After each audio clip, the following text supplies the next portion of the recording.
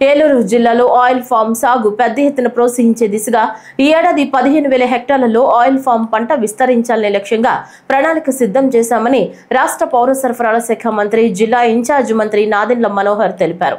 పెదవేగిలోని Indian institute of oil palm పరిశోధన కేంద్రాన్ని ఆయన సందర్శించారు. ఈ సందర్భంగా ఆయిల్ ఫామ్ పరిశోధన కేంద్రం శాస్త్రవేత్తలు, రైతులు మరియు ఆయిల్ ఫామ్ కంపెనీ ప్రాసెసర్లతో ఆయిల్ ఫామ్ పరిశోధన అభివృద్ధి కార్యకలాపాలను మంత్రి నాదెండ్ల మనోహర్ సమీక్షించారు.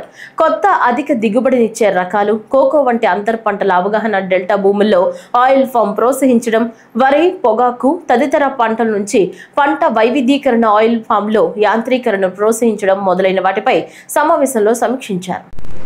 ఆయిల్ ఫామ్ రీసెర్చ్ ఇన్స్టిట్యూట్ ఉన్నతమైన స్థాయిలో అనేక మంది రైతాంగానికి, అదేవిధంగా ప్రొడ్యూసర్స్ ఎవరైతే ఉన్నారో వాళ్ళకి ఉపయోగపడే విధంగా ఇక్కడ దాదాపు 29 మంది సైంటిస్టులు ఒక చక్కటి ఫెసిలిటీ మనకి ఏర్పడిన సందర్భంగా ఏలూరు జిల్లాలో ప్రత్యేకంగా పెదవేగి మండలంలో 240 ఎకరాల్లో వీళ్ళు చేస్తున్న ఈ ఆయిల్ పామ్ ఎక్స్పెరిమెంటేషన్ కానివ్వండి, టిష్యూ కల్చర్ డెవలప్మెంట్ కానివ్వండి, ఇక్కడ రైతాంగానికి మరింత ఈల్డింగ్ వచ్చేటట్టు వాళ్ళు అనేక రీసెర్చ్ కోణాలు చేస్తున్న ఆ ప్రక్రియను ఈరోజు చాలా లోతుగా డాక్టర్ గారు సురేష్ గారు వివరించారు. మాకు ప్రధానంగా ఇక్కడ ఉన్న 5 ఆయిల్ పామ్ ప్రొడ్యూసర్స్ వాళ్ళతోటి, అదేవిధంగా రైతాంగంతో ఈరోజు వారికి ఎదుర్కొన్న సమస్యలపైన చర్చించాం.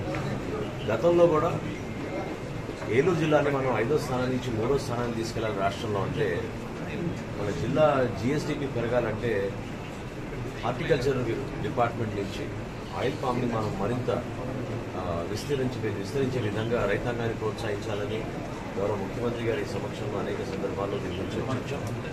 గౌరవ శాసనసభ్యులు ప్రభాకర్ గారిని కూడా ఈరోజు ఈ సందర్భంగా కోరాం. ఆయన కూడా ఒక రైతుగానే కష్టపడి సమస్యలు ఏంటో ఆయన వివరించగలిగారు. కొంతవరకు కమ్యూనికేషన్ గ్యాప్ కనపడుతుంది. రైతులు ఎదుర్కొన్న సమస్యలు, అదేవిధంగా క్షేత్రస్థాయిలో ఉన్న వాస్తవ సమాచారం అందరితో షేర్ చేసుకోకపోవడం వల్ల కొంత జాప్యం అనేది చాలా ఖచ్చితంగా కనపడుతుంది. సో జాయింట్ కలెక్టర్ గారి ఆధ్వర్యంలో జిల్లా స్థాయిలో ఒక మానిటరింగ్ కమిటీ ఏర్పాటు చేద్దామని ఈరోజు నిర్ణయించుకున్నాం. రైతు సహాయ కేంద్రాల్లో ఉన్న మా సిబ్బంది, అదేవిధంగా స్థానికంగా క్షేత్రస్థాయిలో పర్యటించాల్సిన హార్టికల్చర్ డిపార్ట్మెంట్ ఉన్న ఫీల్డ్ ఎక్స్టెన్షన్ ఆఫీసర్స్, వీరందరితో పాటు ఇక్కడ ఈ ప్రధానమైన 5 కంపెనీలు ప్రతినిధులతో పాటు కూర్చుని ఇన్స్టిట్యూట్ దగ్గర నుంచి కూడా మేము సహాయం తీసుకుని ట్రైనింగ్ సెషన్స్ ఏర్పాటు చేసి ఈ ఒక్క సంవత్సరంలోనే 5,000 హెక్టార్ల నుంచి 15,000 హెక్టార్లకు పెంచే విధంగా ఒక ప్రణాళిక సిద్ధం చేసుకుందామని ఈరోజు నిర్ణయించుకున్నాం.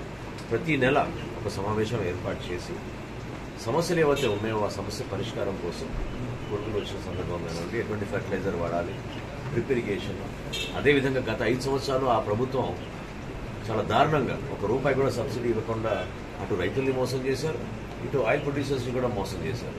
సో ఆ ₹54 కోట్ల బకాయిలు కూడా నేను గౌరవ ముఖ్యమంత్రి గారి దృష్టికి తీసుకెళ్లి ఎంతవరకు మేము ప్రభుత్వం నుంచి ఈ సందర్భంగా నిలబడగలుగుతామో నిలబడి, తప్పకుండా ఆ పొరపాటు ఇంకోసారి జరగకుండా యంత్రాల విషయంలో కానివ్వండి, కష్టపడి వాళ్ళు తీసుకొచ్చిన ఈ మొక్కల్ని రైతాంగాన్ని అందించేటప్పుడు ఇవ్వాల్సిన సబ్సిడీలో కూడా ఎక్కడ జాప్యం లేకుండా కూటమి ప్రభుత్వం నుంచి 100% ఒక ప్రయత్నం విస్తరించే విధంగా చేస్తాం.